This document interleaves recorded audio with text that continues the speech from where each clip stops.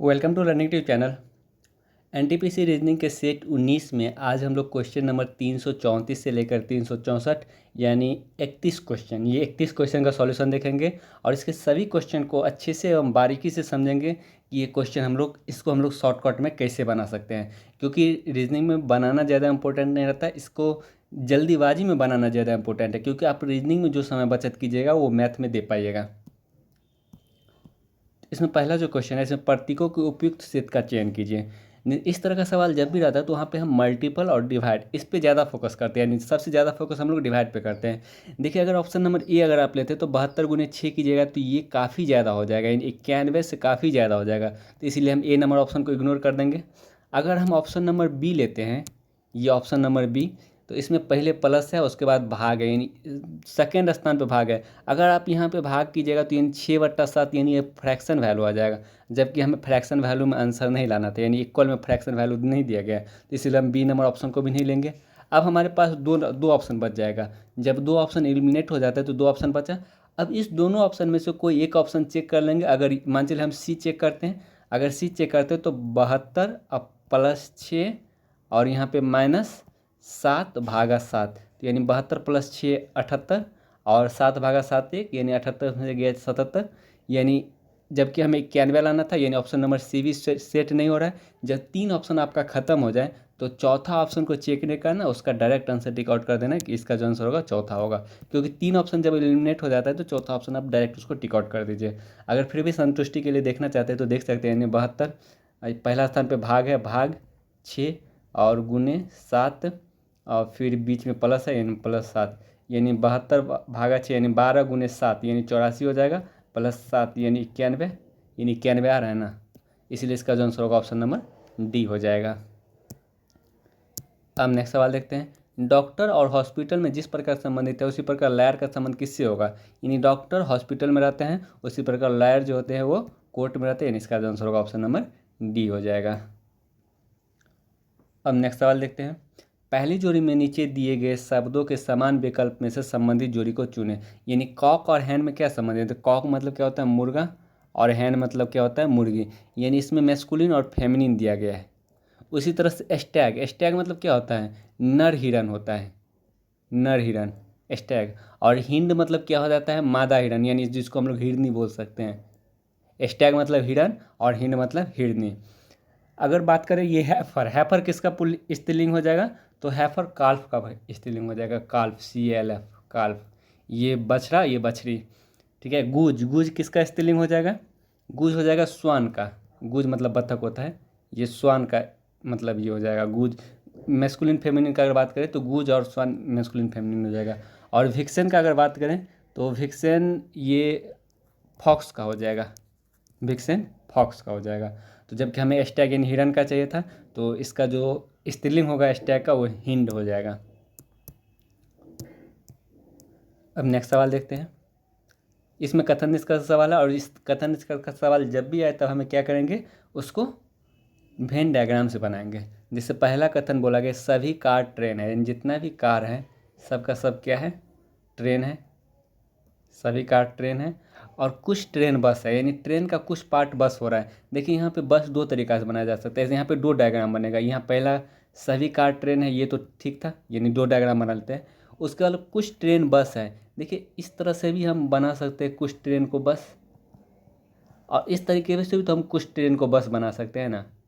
यानी ये बोला गया कुछ ट्रेन बस है, तो हम ये जो कार को ले भी सकते हैं और नहीं भी ले सकते हैं, ठीक है। यहाँ पे हमें दो डायग्राम बना। अब जो भी निष्कर्ष निकालना है दोनों डायग्राम में सही होना चाहिए। पहला कोई भी बस ट्रेन नहीं है, लेकिन यहाँ पे जो है बस ट्रेन हो रहा है, और यहाँ भी बस ट्रेन हो रहा है, यानी पहला कथन गलत हो जाएगा, पहला निष्कर्ष। कोई भी बस कार नहीं है, देखिए यहाँ पे कुछ बस कार हो रहा है, तो इसीलिए ये भी निष्कर्ष गलत हो जाएगा। यानी एक जगह भी गलत तो गलत हो जाएगा, और सही होने के लिए दोनों जगह से होना पड़ेगा, लेकिन गलत होने के लिए एक जगह भी गलत हो गया तो गलत हो जाएगा।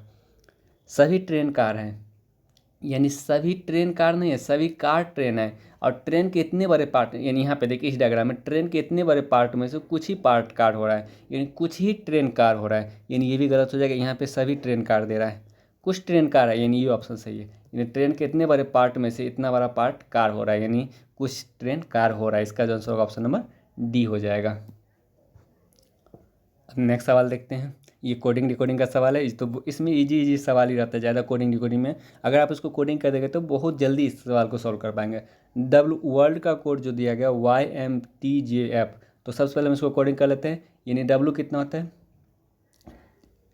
डब्ल्यू 22 होता है, और सॉरी डब्ल्यू 23 होता है, और O 15 होता है, R 18 होता है, L 12, D 4, और इसका जो कोडिंग दिया गया है Y 25, M 13, और T 20, और J 10, और F 6। यानी क्या किया गया यहाँ पे हमें स्पष्ट पता चला है। पहले क्या किया गया, 2 जोड़ा गया, फिर 2 घटाया गया, फिर 2 जोड़ा गया, फिर 2 घटाया गया, फिर 2 जोड़ा गया। ठीक है, सेम उसी तरह से कंसर्न का कोड निकालना है। तो C 3 होता है, अगर हम 2 जोड़ेंगे तो 5 हो जाएगा। O 15 होता है, अगर हम 2 घटाएंगे तो 13, यानी पहले 2 जोड़ेंगे फिर 2 घटाएंगे। ठीक है, तो अगर हम देख रहे हैं ऑप्शन देखें तो शुरू का 2 अंक में ही हम पता कर पाएंगे कि कौन सा आंसर इसका होगा।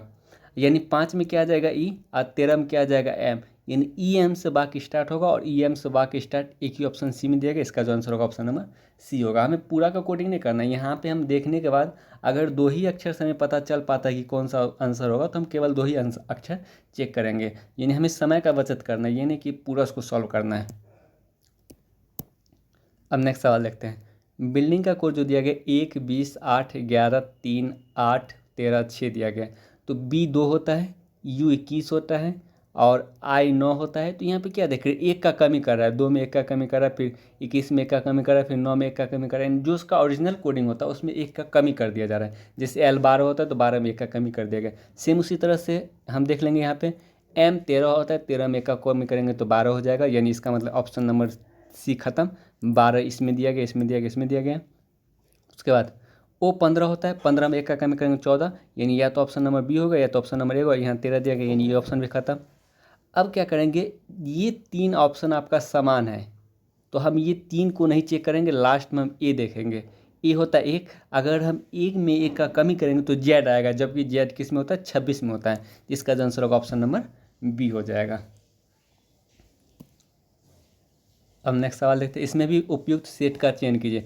देखिए, अगर इसमें उपयुक्त सेट का चयन करना है तो एक चीज़ ध्यान दीजिएगा, यहाँ पे मल्टीपल आना ही पड़ेगा, क्योंकि अगर आप यहाँ मल्टीपल दीजिएगा तो 15, 8, 120 यानी 120 के अप्रॉक्स में ही जाएगा। और अगर हम यहाँ मल्टीपल देते हैं तो कितना हो जाएगा, 7, 21 और 7, 161 के अप्रॉक्स में चला जाएगा। इसीलिए यहाँ पे मल्टीपल आपका ज़रूरत ही है, यहाँ पे मल्टीपल रहेगा ही। ठीक है, और अगर 161 में हम 7 जोड़ देंगे तो ये 168 आ जाएगा। और 7 कैसे जोड़ेंगे, 15 में से 8 घटा के हम इसको 15 में से जो 8 घटाएंगे 7 आएगा, वो 161 में जोड़ देंगे। यानी पहले गुना फिर प्लस उसके बाद माइनस, गुना plus minus, option number D इसका राइट आंसर हो जाएगा। अब इस सवाल में तो कुछ करना है नहीं। 42 माइनस का जो अर्थ दिया गया यहाँ पे जो माइनस का अर्थ दिया गया वो क्या दिया गया, भाग दिया गया। तो भाग 6, और जो प्लस का अर्थ दिया गया वो गुना दिया गया है, यानी गुना 5। और यहाँ पे जो गुना का अर्थ दिया गया है, गुना का अर्थ वो प्लस दे दिया गया, यानी प्लस 6। यानी 42 भागा 6 यानी 7, गुने 5 35, प्लस 6 41। इस सवाल का आंसर ऑप्शन नंबर बी। अब नेक्स्ट फिर कथन निष्कर्ष है। इस सवाल को जब भी बनाना होगा तो हम लोग वेन डायग्राम से बनाएंगे। पहला कथन है कि सभी तारे चंद्र हैं, जितना भी तारा है सबका सब क्या है, चंद्र हो रहा है। सभी तारा चंद्र है और सभी चंद्र ग्रह है, और जितना भी चंद्र है वो सबका सब क्या हो रहा है, ग्रह हो रहा है। ठीक है, अब इसमें एक ही डायग्राम बनेगा, यहाँ पे 2 डायग्राम बनेने का कोई संभावना नहीं है। तो अब हम जो भी निष्कर्ष निकालेंगे इस डायग्राम से निकालेंगे। तो पहला दिया गया कुछ ग्रह तारा है। देखिए, इसमें इतना बड़ा ग्रह में से कुछ ग्रह तारा हो रहा है, यानी इसका मतलब जो पहला निष्कर्ष है वो सही है। सभी चंद्र तारे हैं, सभी चंद्र तारा नहीं, चंद्रमा तो इतना बड़ा है और तारा इतना छोटा है, तो सभी चंद्र तारा नहीं, सभी तारा चंद्र हो रहा है। और चंद्र का कुछ ही भाग तारा हो रहा है, यानी कुछ चंद्र तारा हो रहा है। यहाँ पे दिया कि सभी चंद्र तारा, और इसलिए गलत हो जाएगा। यहाँ पे चंद्र का कुछ ही भाग तारा हो रहा है, यानी यहाँ पे कुछ अगर आता तब ये सही हो जाता, लेकिन यहाँ पे सभी है, इसीलिए ये निष्कर्ष गलत हो जाएगा। यानी केवल निष्कर्ष एक निकलता है, ऑप्शन नंबर ए इसका राइट आंसर हो जाएगा। अब नेक्स्ट सवाल देखते हैं। इसमें अभिकथन और कारण अभिकथन और कारण नीचे दिए गए हैं। पहले अभिकथन और कारण दोनों को पढ़ेंगे, फिर देखते हैं कि कौन सा सही हो रहा है। और इसके लिए आपको बेसिक नॉलेज जरूर होना चाहिए। जैसे पत्ती के हरे रंग के कारक एक वर्णक है जिससे क्लोरोफिल कहते हैं। सही बात है, यानी पत्ती का जो हरा रंग होता है वो क्लोरोफिल के कारण होता है। और इस हरा रंग का कारण यहाँ पे क्या दिया गया है? प्रकाश संश्लेषण एक प्रक्रिया है जो प्रकाश ऊर्जा को रासायनिक ऊर्जा में परिवर्तन करती है। यानी ये भी बात सही है, यानी कारण भी, कारण में जो चीज़ लिखा गया वो भी सही है कि प्रकाश संश्लेषण में जो प्रकाश ऊर्जा को रासायनिक ऊर्जा में परिवर्तन होता है, प्रकाश संश्लेषण की प्रक्रिया में प्रकाश ऊर्जा से रासायनिक ऊर्जा में परिवर्तन होता है, यानी दोनों सही है क्या। लेकिन इस अभिकथन का ये कारण है कि पत्ती का हरा रंग जो होता है प्रकाश संश्लेषण की प्रक्रिया के कारण होता है, नहीं है। तो कथन ए और आर दोनों सही है लेकिन उसका व्याख्या नहीं कर रहा है, यानी इसका जो आंसर होगा ऑप्शन नंबर बी होगा। ए आर दोनों सही है लेकिन आर जो है वो ए का व्याख्या नहीं करना है। ये अपने आप में सही है, ये अपने आप में सही है। अब नेक्स्ट सवाल देखते हैं। एक कोड भाषा में कोस्टली डाइनिंग टेबल का जो कोड दिया गया ANOBCP दिया गया है, ठीक है। और कैन नॉट बाई टेबल का जो कोड दिया गया ESANDQ दिया गया है। तो टेबल का कोड क्या होगा? देखिए, इस तरह का सवाल जब भी बनाना रहेगा तो हम क्या करेंगे, कॉमन खोजेंगे। इस दोनों में क्या कॉमन है? जो कोड ये जो लिखा गया है इसमें क्या कॉमन है? टेबल कॉमन है, यानी इसमें टेबल कॉमन है, इसमें भी टेबल कॉमन है। इस दोनों में टेबल कॉमन है। और कोड में क्या कॉमन है? इस दोनों में तो टेबल कॉमन हो गया, टेबल इसमें भी है, टेबल इसमें भी है। और इस दोनों में क्या कॉमन है? इस दोनों में AN और AN दोनों में कॉमन है। तो इसका मतलब टेबल का जो कोड हो जाएगा वो AN हो जाएगा। ऑप्शन नंबर डी इसका राइट आंसर हो जाएगा। अगर बोला जाए कि इसमें कोस्टली का क्या कोड होगा, तो कोस्टली का कोड या तो OB होगा या तो CP होगा, या तो OB या तो CP, ठीक है। क्योंकि इस दोनों में हमें कॉमन मिल ही नहीं रहा है तो हम कैसे निकाल सकते कोस्टली का कोड क्या होगा। तो जो दोनों में कॉमन होगा, यानी एक तो आपको कोडिंग में कॉमन होना चाहिए और उसको जो मतलब उसका जो शॉर्ट में लिखा होगा, कोड भाषा में जो लिखा होगा उसमें भी कॉमन होना चाहिए। अब नेक्स्ट सवाल देखते हैं। सीरीज का सवाल है। इसमें क्या क्या पहले 2 से गुना किया गया, फिर क्या किया गया 3 से गुना किया गया, फिर 2 से गुना किया गया, फिर 3 से गुना किया गया, फिर 2 से गुना किया गया है। तो अगला बार कितने गुना करना पड़ेगा? 3 से गुना करना पड़ेगा। अगर हम 72 में 3 से गुना करेंगे तो 216। ऑप्शन नंबर डी इसका राइट आंसर हो जाएगा। और ये तो अंक का सीरीज था और ये लेटर का सीरीज है। तो लेटर का सीरीज जब भी आए तो उसको क्या करेंगे, हम अंक के ही सीरीज में कन्वर्ट कर देंगे ताकि ज़्यादा प्रॉब्लम नहीं हो। जैसे हम सबसे पहले एक एक लेटर लेते हैं, पहले डी, उसके इसमें H, उसके बाद वाट, उसके बाद P, उसके बाद T। तो D 4 होता है, H 8 होता है, आगे क्या आएगा, फिर P 16, T 20। यानी हम क्या देख रहे हैं, 4 4 का वृद्धि हो रहा है। इसका मतलब यहाँ पे जो लेटर आएगा वो 12वां अक्षर आएगा। और 12 में क्या होता है? L होता है। तो इसका मतलब ऑप्शन नंबर A खत्म, C खत्म, D खत्म। इसका जो आंसर होगा ऑप्शन नंबर B होगा। जब हमें एक ही लेटर से पता चल रहा है कि यानी पहला अक्षर L आएगा तो हम आगे क्यों चेक करेंगे, हम वहीं पे आंसर टिक आउट करके आगे बढ़ जाएंगे। अब नेक्स्ट सवाल देखते हैं। जैसे पेन का जो कोड दिया गया 613 दिया गया है, 613, और स्ट्रिंग का कोड दिया गया 580934। तो रैपनिंग का कोड निकालना है। देखिए यहाँ पे क्या होता है कि बहुत लोग क्या करते हैं, पहले ही कोडिंग करना शुरू कर देते हैं। जैसे ही पेन मिला तो P16 E5 N14 इस तरह से कोड कर दे, फिर 6 1 3 मिलाने लगे कि कैसे ये 6 हो रहा है, इन 10 का कमी 4 का कमी क्या हो रहा है। तो ऐसा नहीं कि आप हर एक सवाल में कोडिंग करके ही देखिए। जो चीज़ पूछ रहा है, जैसे रैपेनिंग पूछ रहा है, तो क्या रैपेनिंग का जो लेटर दिया गया है इस सब में मिल रहा है? आर भी मिल रहा है, ई भी मिल रहा है, पी भी मिल रहा है, ई भी, एन भी मिल रहा है, आई भी मिल रहा है, सब का सब लेटर मिला है। तो इसका मतलब एक दूसरे के नीचे वाला उसका कोड हो जाएगा। कहने का मतलब जैसे पेन का जो कोड दिया गया है ना, क्या दिया गया, 613 दिया गया है। तो इसका मतलब पी का कोड 6, ई का कोड 1 और एन का कोड 3। स्ट्रिंग का कोड क्या दिया गया, STRING का जो कोड है वो क्या दिया गया, 5 8, यानी 5 8 0 9 3 4। इसका मतलब S का कोड 5, T का कोड 8, R का कोड 0, I का कोड 9, N का कोड 3 और G का कोड 7। तो उसी तरह से हम इस सवाल को सॉल्व कर लेंगे। रैपेनिंग का कोड, यानी R का कोड कितना आ रहा है, 0, यानी 0 से स्टार्ट होना चाहिए, 0 सब में है। तो एक चीज़ देखिए, इसको जल्दी सॉल्व करने का जो तरीका वो देख लेंगे। 0 9 सब में कॉमन है, 0 9 सब में कॉमन है, तो हम 2 लेटर को छोड़ देते हैं, ठीक है। और लास्ट में 9 3 4, ये 9 3 4 सब में कॉमन है, 9 3 4 जो है सब में कॉमन है। तो लास्ट का 3 लेटर हम छोड़ देंगे, यानी ये बीच का जो 3 लेटर बचा उसका ही हम कोडिंग कर लेंगे। जैसे पी कितना होता है 6, जैसे पेन दिया गया है ना बीच में 3 लेटर पेन, पेन और पेन का कोड दिया है 613, तो देख लेते हैं 613 का है, तो 613 एक ही ऑप्शन डी में दिया गया। इस सवाल का जो आंसर होगा ऑप्शन नंबर डी होगा। तो अगर इसको जल्दी में बनाना है तो क्या करना पड़ेगा कि जो चीज़ कॉमन है उसको हटा देंगे, जो चीज़ कॉमन नहीं है ऑप्शन में उसी को केवल चेक करेंगे। ठीक है, अब नेक्स्ट सवाल देखते हैं। इसमें तो कुछ करना है नहीं, यानी पी की जगह गुना का यूज करना है, ए की जगह प्लस का, डब्ल्यू की जगह भाग का और वाई की जगह माइनस का, फिर उसको सिंप्लीफाइड कर लेना है। यानी 13 पी की जगह गुना 3 और ए की जगह प्लस 11, वाई की जगह माइनस 26 और पी की जगह गुना 6 और डब्ल्यू की जगह भाग 13 और ए की जगह कितना हो जाएगा प्लस 19। ठीक है, अब इसको जितना जल्दी आप जितना फास्ट आप सॉल्व कर पाए, यानी ये 39 हो जाएगा और 39 प्लस 11, 39 प्लस 11 कितना हो जाएगा 50 हो जाएगा माइनस। अब देखिए यहाँ पे 13 दूना 26 और 6 दूना 12 होगा, ये -12 और प्लस 19 यानी +7 हो जाएगा, यानी 50 प्लस 7 यानी 57। इस सवाल का जो आंसर होगा ऑप्शन नंबर सी हो जाएगा। अब नेक्स्ट सवाल देखते हैं। ये कथन और निष्कर्ष का सवाल है और ये वेन डायग्राम से नहीं बनेगा। वेन डायग्राम से तभी बनेगा जब कुछ सभी इस तरह से सवाल, कुछ का बात करें, सभी का बात करें, कोई नहीं का बात करें, तभी वो वेन डायग्राम से बनेगा। इसको आपको मतलब जो चीज़ कथन में बोला जाए उसी की, यानी कथन में कुछ आपका स्टेटमेंट दिया जाएगा, उसी स्टेटमेंट के आधार पर हमें निष्कर्ष निकालना है। पहला स्टेटमेंट क्या है, कथन क्या है कि कड़ी मेहनत का कोई विकल्प नहीं है, यानी कड़ी मेहनत के अलावा आपके पास कोई विकल्प नहीं है, यानी कड़ी मेहनत का कोई विकल्प है ही नहीं। ठीक है, और कठिन परिश्रम करने वाले हमेशा परिणाम के लिए आशावादी होते हैं। परिणाम के लिए आशावादी होते हैं, ये नहीं कि उसको मतलब हमेशा अच्छा परिणाम मिल जाता है, इसके लिए नहीं, उसके लिए आशावादी होते हैं। ठीक है, अब यानी जितना कथन बोला जाए उसी हिसाब से हमें निष्कर्ष निकालना है। कड़ी मेहनत के अलावा परिणाम प्राप्त करने का कोई शॉर्टकट नहीं है। यहाँ पे लिखा गया कड़ी मेहनत का कोई विकल्प नहीं है, इसीलिए ये सही हो जाएगा, क्योंकि यहाँ लिखा गया कोई विकल्प है ही नहीं, तो फिर यहाँ भी लिखा गया कोई शॉर्टकट नहीं है, इसीलिए ये निष्कर्ष सही हो जाएगा।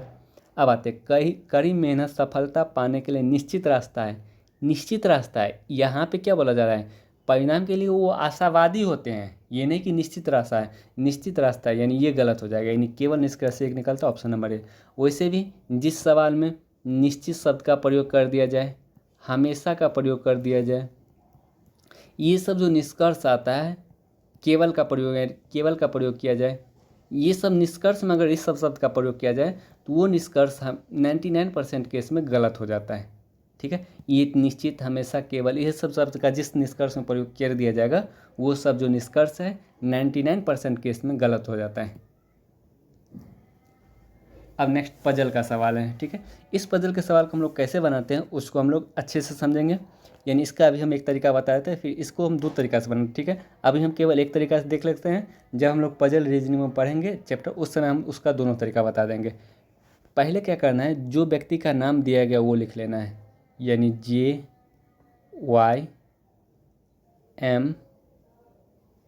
पहले वाई दिया गया था ना, कोई दिक्कत नहीं, किसी को कहीं भी लिख सकते हो, YRMJB। ठीक है, और इसमें हम क्या लिखेंगे, और व्यवसाय करते हैं अर्थात डिजाइनर, शिक्षक, इंजीनियर और अकाउंटेंट, यानी हम उसके आगे क्या लिखेंगे, उसका व्यवसाय को लिखेंगे और उसके आगे उसके उपकरण को लिखेंगे, और उसका उपकरण यानी दिया गया मोबाइल, लैपटॉप, कैलकुलेटर, टैबलेट और कंप्यूटर। ठीक है, और जो चीज़ वो यूज नहीं करता है उसको हम लोग यहाँ पे यानी इसके साइड में लिखकर काट देंगे, यानी यहाँ इसके नीचे जो व्यवसाय वो दिया गया होगा उसको लिखेंगे इसके नीचे, और जो उपकरण वो यूज कर रहा होगा उसको इसके नीचे लिखेंगे, और जो चीज़ नहीं यूज कर रहा होगा उसको हम लोग साइड में लेकर काट देंगे। और एक बार कथन को मतलब जो भी दिया गया स्टेटमेंट उसको केवल और केवल एक ही बार पढ़ना है, दो बार पढ़ने की कोई ज़रूरत नहीं है। अगर आप दो बार पढ़ते हैं तो इसका मतलब आप कहीं ना कहीं सवाल को ज़रूर गलती कीजिएगा। जैसे पहला जो स्टेटमेंट दिया गया, एम के पास कैलकुलेटर है, यानी एम के पास उपकरण में कैलकुलेटर आता है, तो हम लोग यहाँ पे लिख देंगे कैलकुलेटर, यानी शॉर्ट फॉर्म में लिख देंगे। ठीक है, वो ना तो शिक्षक है और ना ही टेक्नीशियन, यानी एम जो है ना ही शिक्षक है, तो एम के बगल में शिक्षक लिख कर काट देंगे, और ना ही टेक्नीशियन यानी ना ही टेक है, यानी इसको भी काट देंगे।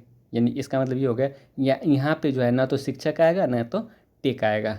ठीक है, अब आते हैं डिजाइनर के पास टैबलेट है। देखिए डिजाइनर यहाँ, टैबलेट यहाँ भी हो सकता है, डिजाइनर टैबलेट यहाँ भी हो सकता है, डिजाइनर टैबलेट यहाँ भी हो सकता है, डिजाइनर टैबलेट यहाँ भी हो सकता है। तो यानी अभी हमें स्पष्ट पता नहीं है कि डिजाइनर कौन है, तो हम क्या करेंगे, इस स्टेटमेंट को हम लोग साइड में लिख लेंगे ताकि हमें दोबारा ना पढ़ना पड़े।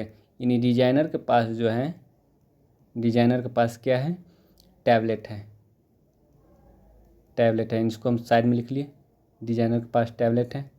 अब आते हैं नेक्स्ट, यानी दो निष्कर्ष, यानी दो स्टेटमेंट हम लोग पढ़ लिए।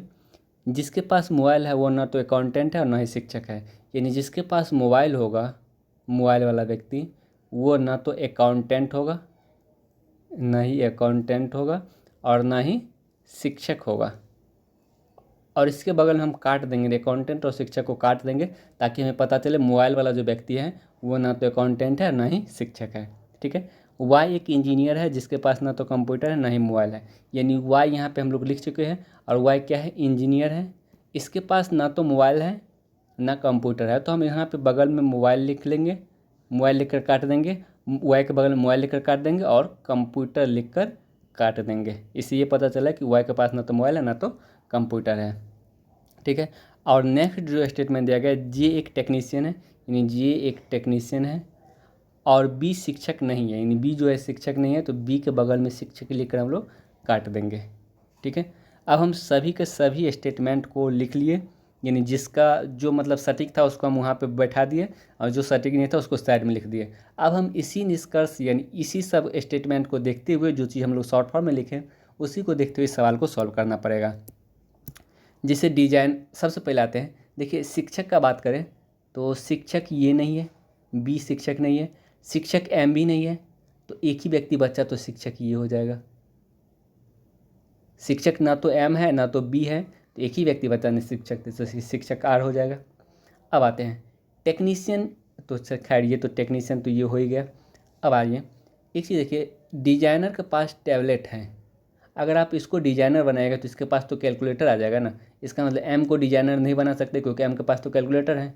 बाकी ये तो डिजाइनर है नहीं, ये डिजाइनर है नहीं, ये डिजाइनर है नहीं, तो एक ही बच्चा डिजाइनर, तो डिजाइनर कौन हो जाएगा, बी, और इसके पास क्या आ जाएगा, टैबलेट आ जाएगा, टैब आ जाएगा। ठीक है। तो यानी जिस स्टेटमेंट को हम लोग यूज कर ले उसको हम लोग काट देंगे, यानी ऑप्शन डिजाइनर टैबलेट का यूज कर लिया। अब आते हैं, जो व्यक्ति मोबाइल रखेगा वो ना तो अकाउंटेंट है ना ही शिक्षक है, यानी अकाउंटेंट। अच्छा एक चीज़ और, पहले इधर आते हैं, हमारे पास 5 मतलब ये था, 5 पोस्ट का आदमी था, जिसमें से इंजीनियर, शिक्षक, इंजीनियर, टेक्नीशियन और अकाउंटेंट और डिजाइनर। यानी शिक्षक को हम ले लिए, इंजीनियर को भी ले लिए, अकाउंटेंट को नहीं लिए, तो जो एक व्यक्ति बच जाएगा वो अकाउंटेंट हो जाएगा, जो व्यक्ति बचेगा वो अकाउंटेंट हो जाएगा। ठीक है। अब हम सभी का जो व्यवसाय था उसको लिख दिए।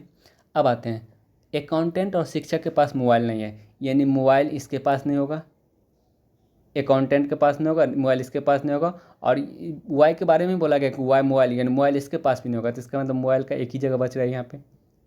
ठीक है। इसका जब आप प्रैक्टिस कर लीजिएगा ना बहुत जल्दी सॉल्व कर पाइएगा। अभी तो ये बताने के क्रम में थोड़ा सा लेट हो रहा है, लेकिन अगर आप प्रैक्टिस हो जाएगा आप लोग को तो बहुत ही जल्दी सॉल्व कर पाएगा इसको। उसके बाद कंप्यूटर जो है, कंप्यूटर, कंप्यूटर अगर ये नहीं रहे, वाई कंप्यूटर अगर नहीं चलाता इसका मतलब ये कंप्यूटर एक ही जगह बच रहा है यहाँ पे, ये कैलकुलेटर था, ये कंप्यूटर हो गया। अब जो उपकरण में क्या बचा, देखिए मोबाइल, लैपटॉप, कैलकुलेटर, टैबलेट और कंप्यूटर। मोबाइल, लैपटॉप, मोबाइल, अब एक मोबाइल यूज कर लें, लैपटॉप यूज नहीं किए, तो यानी इसका मतलब जो लैपटॉप बचेगा वो ये वाई यूज करेगा। अब जब हम सभी जितना भी पजल दिया गया था, जितना भी स्टेटमेंट था, सबको हम लोग जब अरेंज कर लेंगे तब हम निष्कर्ष निकालेंगे। इसमें पहला क्या है, कंप्यूटर किसके पास है, यानी कंप्यूटर जो है वो किसके पास है, शिक्षक आर के पास है, ऑप्शन नंबर सी इसका राइट आंसर हो जाएगा। अकाउंटेंट के पास कौन है, तो अकाउंटेंट के पास कैलकुलेटर है, यानी ऑप्शन नंबर 20 का राइट आंसर हो जाएगा। निम्नलिखित में कौन सा सही संयोजन है, शिक्षक लैपटॉप, शिक्षक के पास कंप्यूटर है, यानी ये ऑप्शन नहीं होगा। अकाउंटेंट टैबलेट, अकाउंटेंट के पास कैलकुलेटर है, ये भी ऑप्शन नहीं होगा। टेक्नीशियन कंप्यूटर, टेक्नीशियन के पास मोबाइल है, ये भी ऑप्शन नहीं होगा। इंजीनियर लैपटॉप, इंजीनियर के पास लैपटॉप आ रहा है, यानी ऑप्शन नंबर डी सही संयोजन है, यानी इसका आंसर होगा ऑप्शन नंबर डी हो जाएगा। तो पजल को आप जितना जल्दी ज़्यादा प्रैक्टिस कीजिएगा उतना जल्दी आप सॉल्व कर पाइएगा। अब नेक्स्ट सवाल देखते हैं। एक जूनियर कॉलेज कक्षा 10 में उत्तीर्ण छात्रों को भारतीय निम्नलिखित मापदंडों के आधार पर किया जाता है। जब भी सिलेक्शन वाला सवाल आता है, जब भी सिलेक्शन का सवाल, तो क्या करना है, जो भी यानी जो भी क्राइटेरिया दिया गया होगा उस क्राइटेरिया को आप लोग शॉर्ट फॉर्म में लिख लीजिएगा। जितना भी क्राइटेरिया दिया जाएगा सभी क्राइटेरिया को शॉर्ट फॉर्म में लिख लेना। पहला क्राइटेरिया क्या है? पहला क्राइटेरिया कि अंग्रेजी में कम से कम 75% यानी इंग्लिश में कितना चाहिए 75%, और हिंदी में या तो अंग्रेजी में 75% चाहिए या का मतलब ये ऑब्लिक दे देंगे, या हिंदी में उसको कितना चाहिए, हिंदी में चाहिए उसको 80%। ठीक है,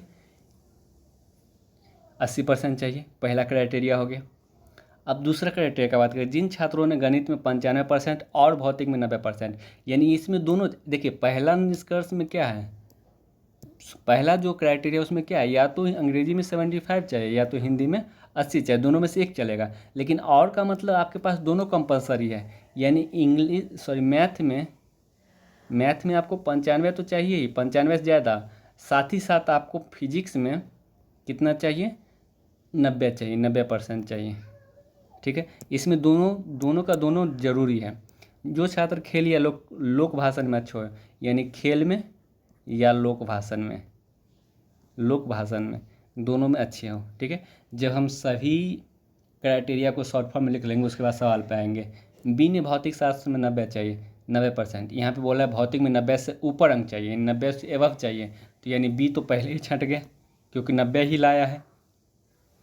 अब आते हैं, आई ने भौतिक शास्त्र में 92, ठीक है 90 प्लस हो गया।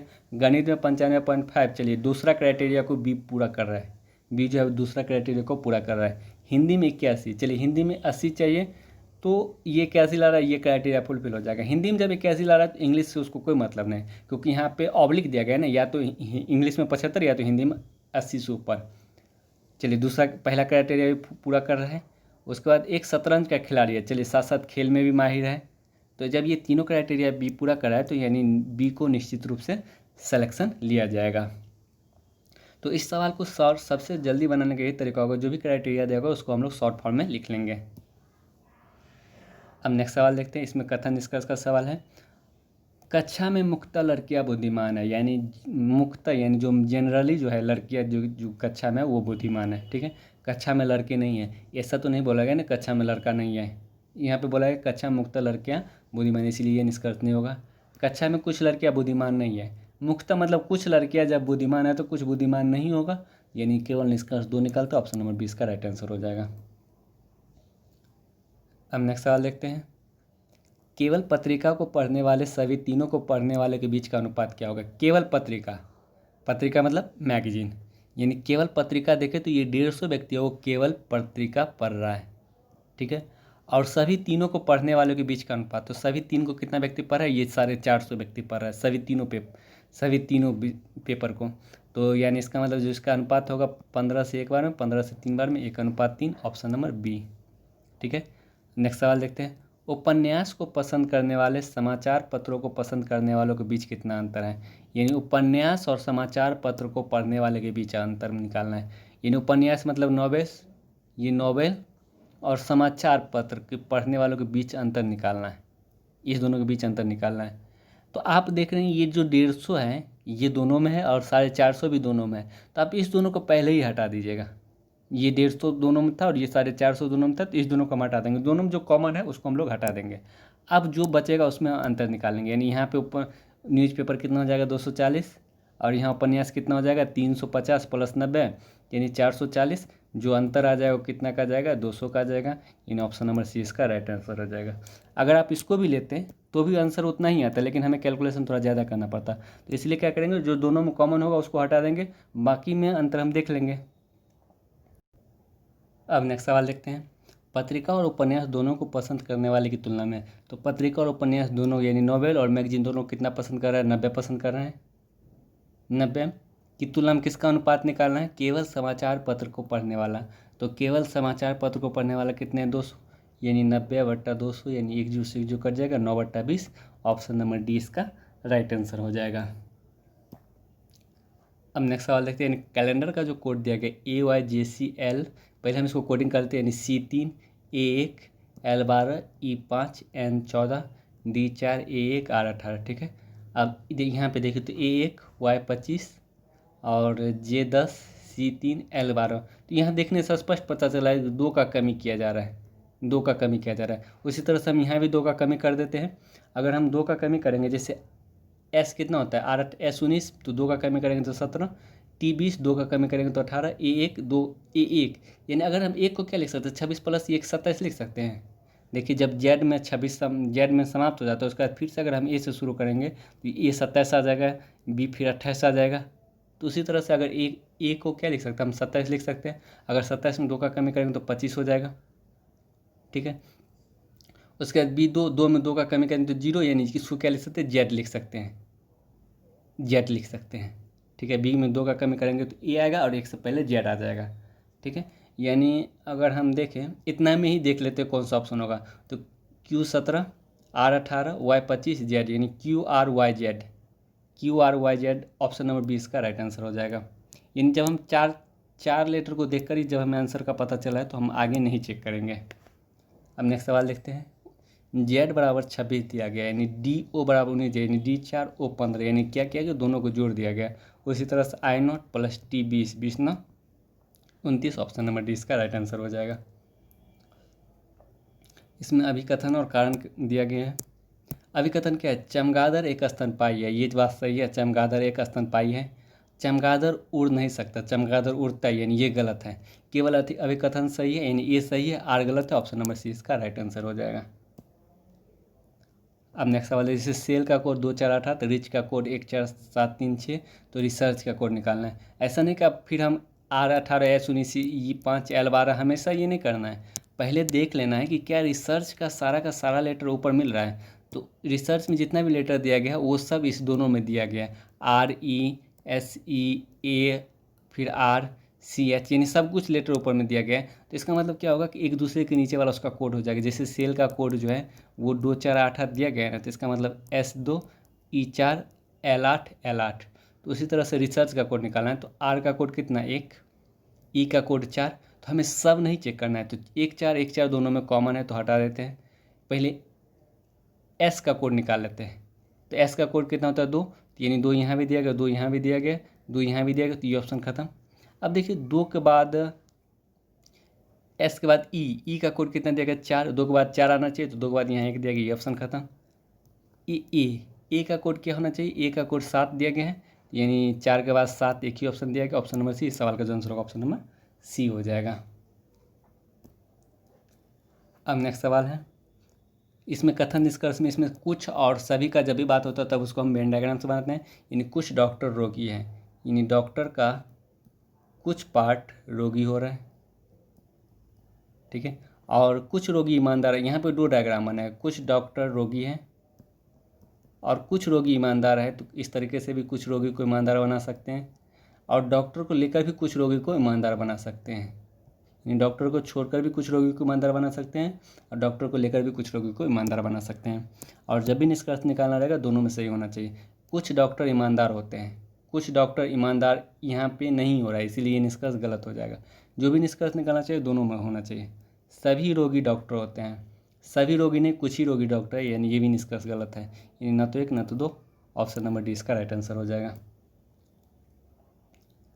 अब नेक्स्ट सवाल देखते हैं, अंकल का कोड जो दिया गया है QQYOA, यानी कितना होता है TB CU21, N कितना होता है 14, C3 L12 E5, और इसका कोड दिया गया QQYOA, यानी Q17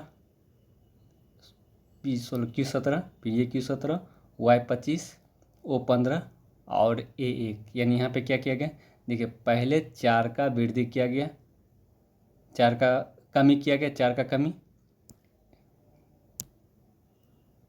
यानी पहले क्या किया गया, यहाँ पे 4 का कमी किया गया, फिर 3 का वृद्धि किया गया, फिर 4 का कमी किया गया, फिर 3 का वृद्धि किया गया, फिर 4 का कमी किया गया। यानी पहले 4 का कमी किया था, फिर 3 का वृद्धि। अगर सी में हम 4 का कमी करेंगे तो y आ जाएगा, सी में 4 का कमी करेंगे तो यानी -1, यानी -1 मतलब y हो जाएगा। अगर 0 आता तो z, अगर -1 आया तो y, ठीक है, यानी ये y हो जाएगा। सी में अगर हम 4 का कमी करेंगे तो, या फिर ऐसा कर सकते हैं सी को 27 लिख सकते हैं, सॉरी 26 और प्लस 3 29 लिख सकते हैं। सी को हम लोग क्या लिख सकते हैं 29, अगर हम इसमें 4 का कमी करेंगे तो 25, और 25 में क्या आ जाएगा वाई आ जाएगा। फिर 4 का कमी करने के बाद वो 15, 15 में हम 3 का वृद्धि करेंगे 18, 18 में क्या आ जाएगा आर आ जाएगा, वाई के बाद आर, तो वाई के बाद आर 3 ऑप्शन में है तो हमें आगे भी चेक करना पड़ेगा। फिर एल 12, फिर अगर हम 4 का कमी करेंगे तो 8, और 8 में क्या आ जाएगा एच आ जाएगा, तो वाई आर एच, यानी ये ऑप्शन ख़त्म। अब देखते हैं यू 21, और 21 में 3 का वृद्धि करेंगे तो 24, 24 में क्या आ जाता है एक्स आ जाता है, Y R H X, option number D इसका राइट आंसर हो जाएगा। अब नेक्स्ट सवाल देखते हैं, ब्लड रिलेशन का सवाल है, और इसको बनाने का सबसे बेस्ट तरीका हम बता चुके हैं रीजनिंग के चैप्टर में। फिर भी देख लेते हैं इस सवाल को हम लोग कैसे बनाएंगे। जैसे पी क्यू का बेटा है तो बोले थे बेटा बेटी को अपने से जस्ट नीचे लिखना है, यानी पी अगर क्यू का बेटा है तो पी को क्यू के जस्ट नीचे लिखना है, और पी बेटा है इसका मतलब पी को हम लोग प्लस का साइन से बोध करा देंगे, या फिर एम के साइन से बोध करा देंगे। टी क्यू की बहन है और एस का बेटा है, अगर टी क्यू की बहन है तो इसका मतलब टी को क्यू के सामने रखेंगे आमने सामने, और ये बहन है तो इसको हम माइनस बोध करा देंगे। टी क्यू की बहन एस का बेटा, सॉरी एस का बेटा है, यानी टी जो है क्यू की बहन एस, यानी क्यू की बहन एस है तो एस को क्यू को बगल में रखेंगे, उसको माइनस का साइन बोर्ड करा देंगे, और एस का बेटा टी है तो टी को एस के नीचे रखेंगे और इसको हम लोग प्लस के साइन को बोध करा देंगे। प्लस मतलब मेल, माइनस मतलब फीमेल। यू टी के मामा है, अगर टी के मामा है इसका मतलब टी के मम्मी का भाई, यानी इसका मतलब एस का भाई कौन हो जाएगा यू हो जाएगा, एस का भाई, ये मेल है इसका मतलब प्लस है, मेल को हम लोग प्लस से डिनोट करते हैं। तो पी यू से कैसे संबंधित है, यानी पी जो है यू का क्या है, तो यू के भाई या बहन का बेटा, तो कौन हो जाएगा भतीजा, ऑप्शन नंबर 20 का राइट आंसर हो जाएगा। तो आज का सेशन ये समाप्त होता है। अगर वीडियो अच्छा लगे तो वीडियो को ज़रूर से ज़रूर लाइक कीजिएगा और अपने दोस्तों के बीच ज़रूर शेयर कीजिएगा, और जो लोग अभी तक चैनल को सब्सक्राइब नहीं किए चैनल को ज़रूर से सब्सक्राइब कर लीजिएगा। Thanks for watching.